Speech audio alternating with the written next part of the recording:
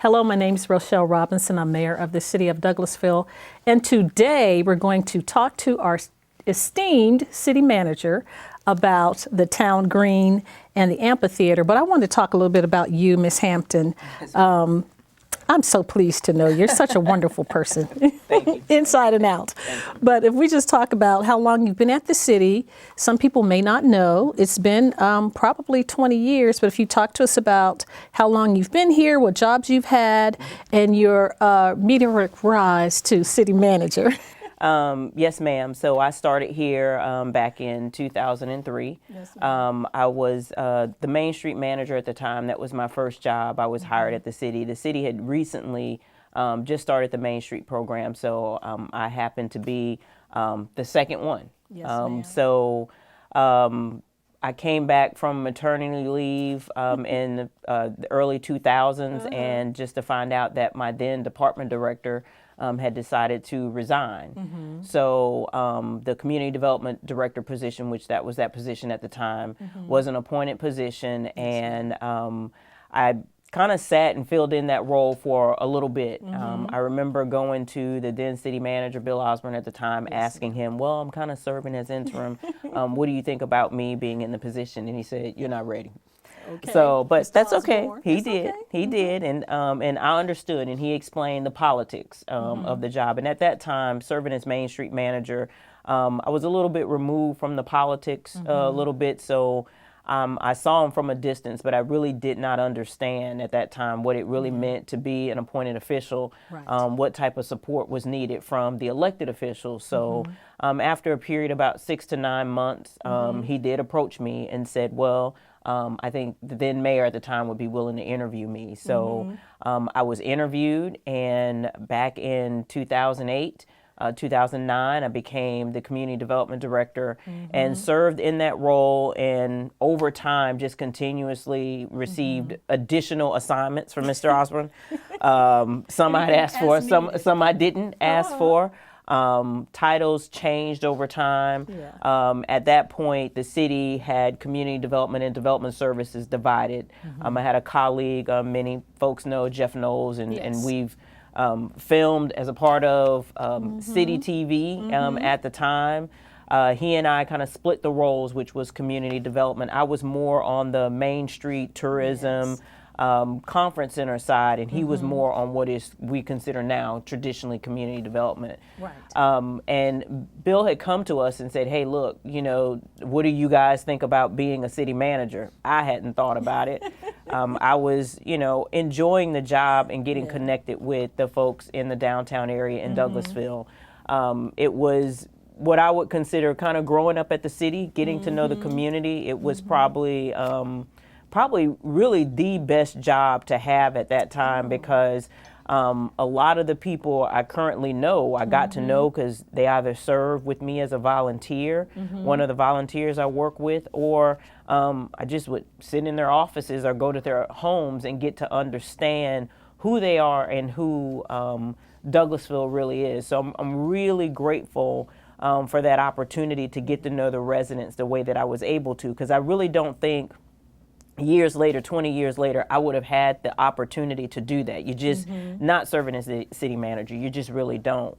So eventually Mr. Knowles moved on, and I got more work piled on to me. And at that time, our mayor had changed, and Mayor Persons said, hey, look, you're essentially the assistant city manager. We need to give you that title. Right. So in 2012, I did receive that title, and Mr. Osborne had announced that he was going to retire. So the elected body did not choose to go out and seek for another city manager. They collectively made the decision that they thought I was the best person for the job. Yes, ma'am. And so I'm grateful for the opportunity that they didn't choose to do that. They chose to keep me on board, and I'm grateful for the opportunity that you chose to keep me as well, because of course, you know, you were elected.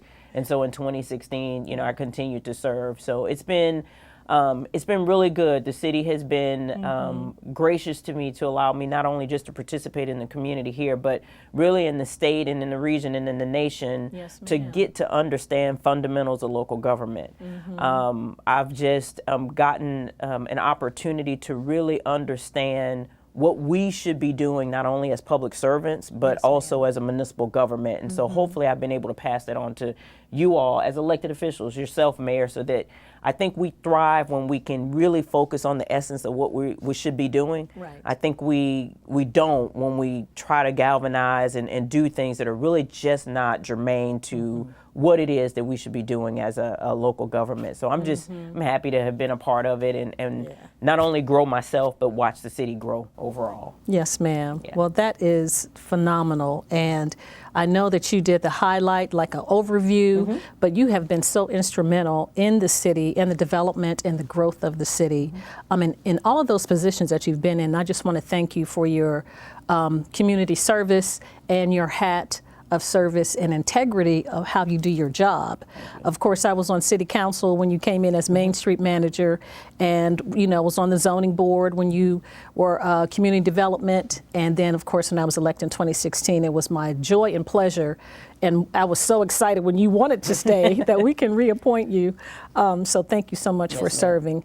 And you've developed those relationships for over 20 years in the community, and so we're going to jump into the town green. But before we do that, I want you to talk about the city managers and the county administrators, that organization, and how you serve in that organization and the leadership that you've had there. So when I was Main Street manager and community development director, I had the opportunity actually to serve on the board of the Georgia Downtown Association at the time, and then became president of that association, even brought a conference here back in 2009. And so by serving on that board, Mr. Osborne at the time said, hey, I want you to also join the City County Managers Association. And I have to give him credit. He said, one day you'll be president of this association. And I'm thinking, I don't know, because most of the time I'm walking around with him, there's an assumption that people think I'm his executive assistant. So, so I was like, I don't know about that. But again, I'm really always trying to learn. Anytime I'm more of a on-the-job trained kind of person. Like I like school, but not like that. So the City County Managers Association gave me an opportunity to get to meet people who were at a place in their career just like Mr. Osborne, and they took to me and they mentored me. And a good example is David Hankerson, who was the longtime Cobb County manager, and just throughout the years he said so many things to me about the do's and the don'ts of being a city manager. So those individuals in that organization who were in leadership were looking for someone who was younger, a female, and we had some females lead the organization, but they felt like actually could help grow the organization. So eventually they selected me to serve on the board. And so I got a call from, he's still county manager, I got a call from Scott Johnson, who's a county manager in Columbia County, and he said, hey, one of the things I want to do before I leave the executive board is to appoint you to the executive board, because I want you to be president of this association. So I became president of the association. I am the first African-American female who's president of the association, and I had the pleasure of actually hiring and creating and establishing their first executive director.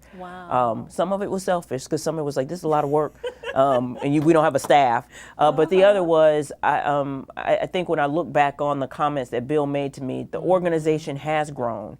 So there are individuals like our deputy city manager, Chelsea Jackson, who is now in the organization. So when I look around that room, the organization is younger.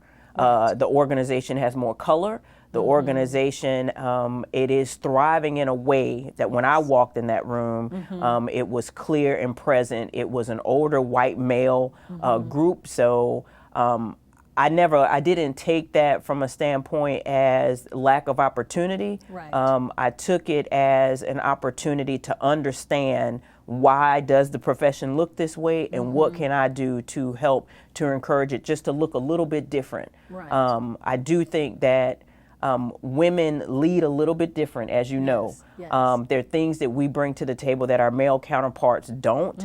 But I also think that there are things that we bring to the table that can help lift us all. That's And right. so if I've been able to do that, I think I've done my job well. And again, it's just one of those benefits of working at the city that I've never been discouraged from being able to work outside, but bring all of those lessons that I've learned outside back home. Because ultimately that's the purpose, right? You go out to learn, to come back to grow Douglasville, and hopefully my external experiences have grown things here internally. Definitely. They definitely have. We can see the global impact that you have. I know you're at the National City and City Managers and County Administrators Association as well. So you bring all of that information and all that knowledge and experience to the table here in Douglasville, and it definitely has made a difference.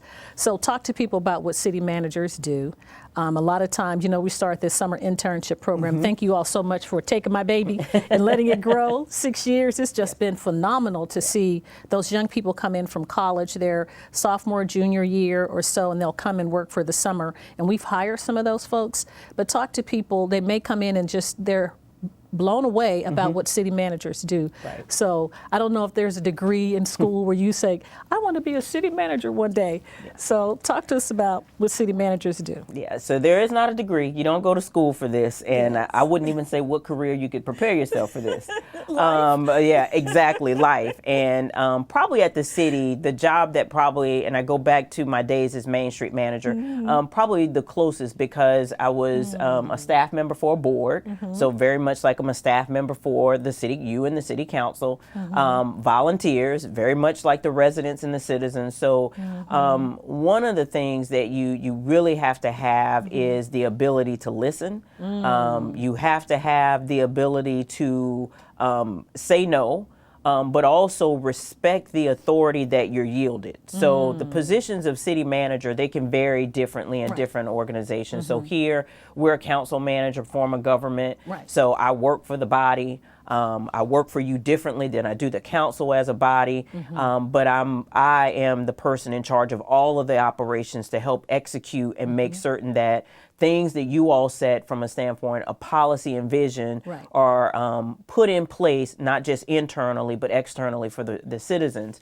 And with that authority, you have to be able to understand that authority, yes, you are leading the staff members, yes, you're executing the desires of the elected officials, but you're not the king, you're not the queen. You're really just the person who orchestrates all of these things to happen. So you're kind of like an ultimate coordinator who has some ability to execute certain things in certain ways, but you're also there really to empower the people that you work under and above. And if you as a city manager can do that, you probably have a long-term career. If I were to tell a young person who is looking to be a city manager, I would say if you can't serve with humility and you can't see yourself being able to have the ability to have this authority and not weaponize it, this is probably not a role for you. Because oftentimes there are things that I know as city manager that, hey, the charter allows me to do this. But if it's not the culture of the city and if it doesn't violate any law, why would I execute that? Because that's not necessarily who we are. So you really got to be a good listener and someone who can hear the will and the desires of the staff, the desire of the elected officials, and figure out how to orchestrate that to happen harmoniously. And that is not easy.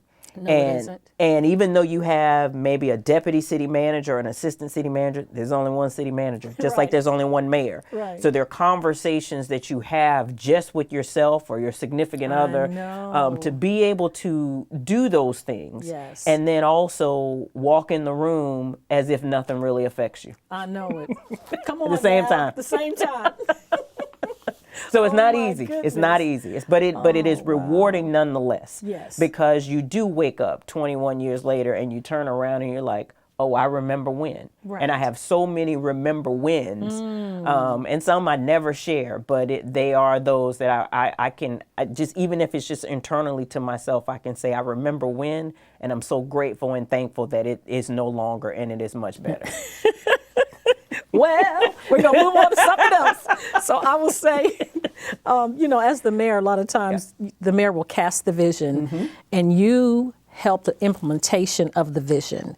So that is the skill set that you have. I don't know how you do it, but a lot of times it's like in my brain, and, as the elected body, as you've said, the legislators, like the council, will vote on policy, but the day-to-day making it happen is where, once I'll appoint a director and the council ratifies, then they directly report to you. Absolutely. So I may not see the parks director in the staff meeting, unless he has to come and do a quarterly report. Right.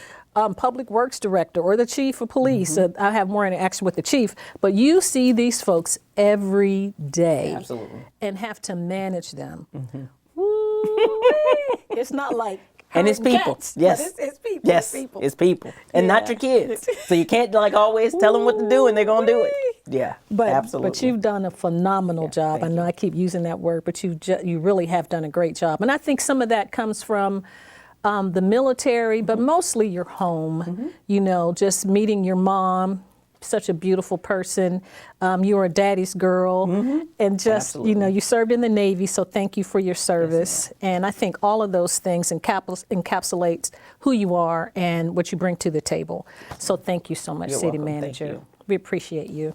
Okay, now we're going to jump into the town green. Yes, ma'am.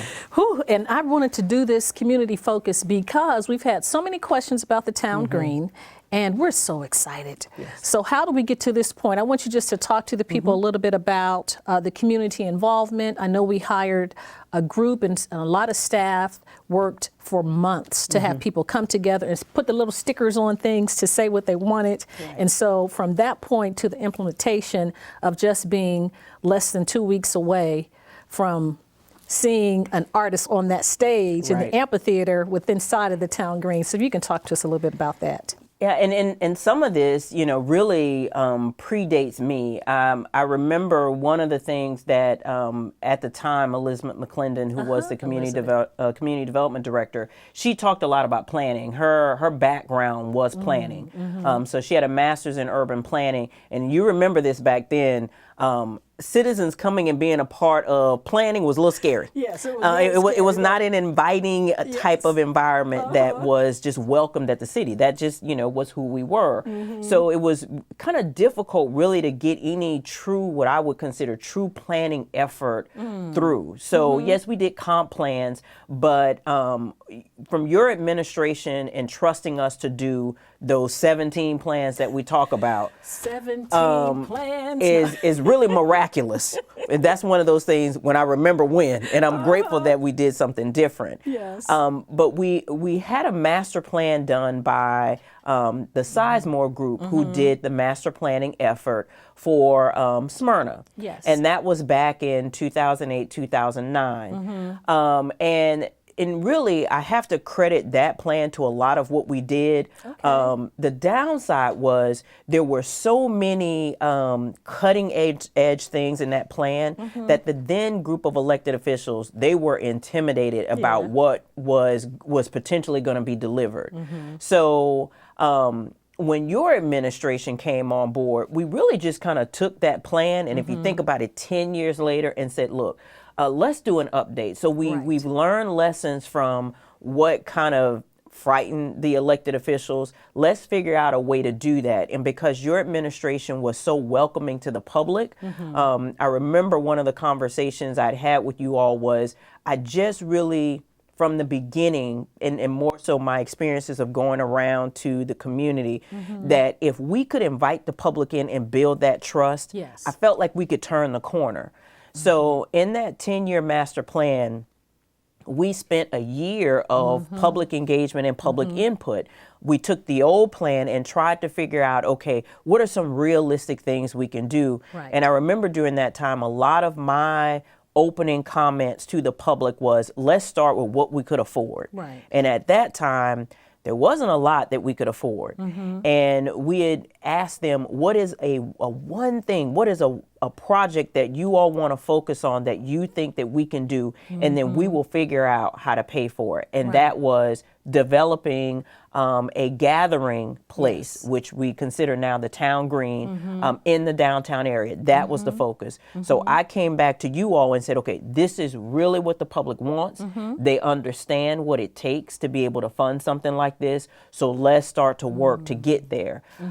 At the time, the SPLOS had passed. We thought that we can write a check for it and have no debt. Well, so the economy changed.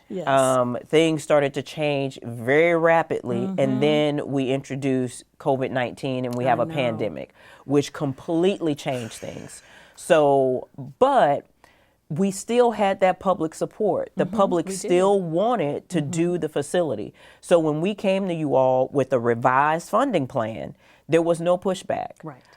We advised the public that, hey, look, we thought we would be able to do this, but costs have gone up. We're not going to be able to write a check for this. And in order to get what we need, we're going to actually have to borrow money to fund it. But thankfully, we did all of that public engagement from the beginning, because now we actually have something, as you know, because you're getting the phone calls, something that the public is overwhelmingly excited about, and something we can afford, and something that the public can be proud of. Yes, ma'am. And we're just really excited, and we understand by going to those Georgia Municipal Association classes about downtown development and creating synergy in your community, that everything really starts in your downtown. It's kind of like the heart of the city, and that reverberates throughout the entire community. And so for us, we're at the same time we had those 17 plans, we still have not neglected resurfacing of streets that surround the downtown area in every ward, building up parks, Jesse Davis Park, Hunter Park, Fowler Field, Willing Workers, the Mill Village. So we are continuing to hear the community, but they do want gathering spaces. They want to come together, and people are clamoring to come back from the pandemic to be together and just enjoy each other's company. And so part of the town green is the amphitheater, and that is where we're going to laser focus today. I'm going to ask some questions about the amphitheater, some frequently asked questions that you and I have received, and that the council, and you talked about the council, it's been such a joy to serve and work with the council. We are a great team. You know, it's no big I's and little U's. We all just work together for the citizens, and it's been my joy to do that. And I wasn't the fearful council member. I was on council from 2002 through 2006. So when 8 and 9 came, I was like, go for it. What are you waiting for? Absolutely. So anyway, just to have the opportunity, the citizens were gracious enough to elect me to come back, and I'm happy to do that as mayor. So anyway, here's some of the questions. Yes, ma'am. The parking situation. Now, I talked to Samantha. She came and presented at our city council meeting this past week, or earlier this week. And I said, you know, we did the calculations for how many people and then how many parking spaces. And I said, I trust you, Samantha, but I want to verify. Trust but verify. So talk to us about parking and where those parking, ancillary parking spaces and or places will be. Absolutely. I mean, there'll be portions of downtown that'll be closed off to make ease for pedestrian flow. So the parking deck itself, of course, will be available. There will be very, very limited parking at the town green, but that will not be available. So if you think you're just going to pull up and park at the town green, that's not going to happen. What we're highly recommending people to do is actually take advantage of the shuttle system that we have. There will be parking at Hunter Park as well as Douglas County High School. We'll have shuttles that'll be running around the clock. It'll make it very easy. And for those who are choosing to say, you know what, I'm not even going to deal with the parking situation, we are making available near Whitley Garner, the funeral home that's near Rose Avenue, rideshare. So if you want to take any of the rideshare opportunities, rideshare will drop off there, and it's just a short walk to the town green. So I think that the best advice I would give individuals, arrive early, of course, because you are going to want to You are going to want to have your chairs and have your spot that you've picked out so that you can enjoy the concert. But do take advantage of the shuttle system. I think that it's going to make things very easy, and you won't have to fight for parking. Yes, ma'am. And we, speaking of that, and share, ride share, and then chairs and all of that, how that works for the Town Green Amphitheater. Talk to the citizens about how many places we visited as staff and council. I know we went to Woodstock, Sugar Loaf, maybe Sugar Hill, Sugar Hill, Duluth or something. Okay, so just talk to us about that. So there are a couple of, and some people may have visited these locations, and they're going to be different from like your Wolf Creeks or your Chastain Parks. Right. They will be municipal run areas of gathering spaces that are going to be very similar to what we have, which is essentially it is a performing venue as well as a park. I know Villa Rica has something similar, a little bit smaller. Sugar Hill, their model is a little bit different, that they actually are a ticketed venue. They actually have a location where you can actually have box seating, and you can pay for box seatings. But they have similar types of artists that we do. They have name recognizable artists, but they do sell tickets. You all made the decision. We want to put on 2 concert series a year that are available to the public, and we want to give this back to the public. So that is not the model that we're going to follow. Woodstock and both Swanee have a similar model to us. Their venues are just a little bit larger. They have Swanee, they can accommodate, I want to say, somewhere around 6,000 to 7,000 people. Wow. And Woodstock close to 8,000 people. Gosh. So they had a lot more land to work with than we do. And Swanee is probably the oldest of the 3 venues that we visited. They have a park that they took some land on the corner of Buford Highway to really establish a downtown area that they didn't have. And that was one of the places years ago I visited as Main Street, and they took a very similar process that we did. So they do free concerts. And then Woodstock, they had a small venue very similar to what we have on O'Neill Plaza. And then over time, again, very similar through the planning process and demand with the public, they bought a large tract of land and they created a venue as well for themselves. Now theirs doesn't double as a park like ours and Swanee's. Theirs is just purely for performing arts. So people do go out there when there's nothing going on, but theirs is a concert venue. Yeah, and they had those chairs set up for like days before, and no one messes with the chairs. They just set the chairs out, and that's like, this is my seat, like a church pew. I'm right here when I come back. Absolutely. And they have a system where they open up a window of when you can set out your chairs days before, and they have a very trusting system. We're not saying our residents are not trusting, but we're not going to get involved in a squabble between you took my chair. Exactly. So that is our concern. So we don't want to get involved with people's camp chairs. So we're just going to open a few hours before and allow people to come and set up. That way we're not having to say, well, he moved my chair, and that's just not a situation we want to get involved in. Right, and really this is a step higher from our experience with Wednesday Wind Down. Absolutely. That Councilman Davis started probably 10 years or so ago, 10 or 15 years. And so it's that same type of model. Correct. That we have a concert series, you bring your chairs, you sit down, and you enjoy the concert entertainment. So for Wednesday Wind Down, when we're in the plaza, we can have food from the restaurants that are, circling around the plaza, or we have a food truck. When we had at Hunter Park, we had food trucks. What are the concessions? What's going to happen at the amphitheater? So we have a concession vendor, I should say, very similar to what we do at our parks. Right. Our concession vendor is going to be Proof of the Pudding. Some people are familiar with Proof of the Pudding because they are our exclusive caterer for the conference center. Those who are not familiar with Proof, Proof does the Brave Stadium, SunTrust, or Truist Park. They also do the Gwinnett Arena. They also do the UGA Stadium. Okay. So they have a portion of their business that is purely dedicated just to concessions.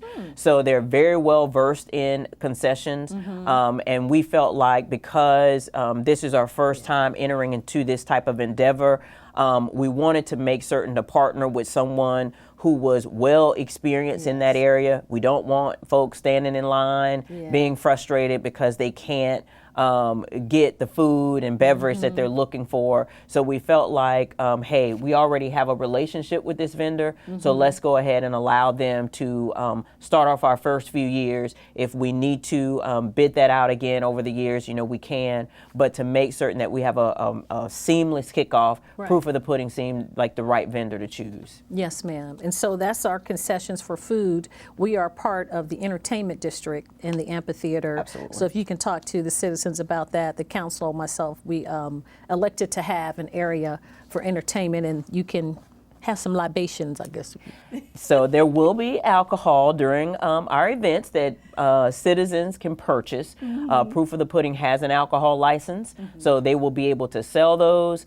That's going to be a first, because that's typically not something that we've done, but you all made the decision that if we're going to get into this venture, we're not going to do something that's really contrary to an experience that someone can get anywhere else in any other location.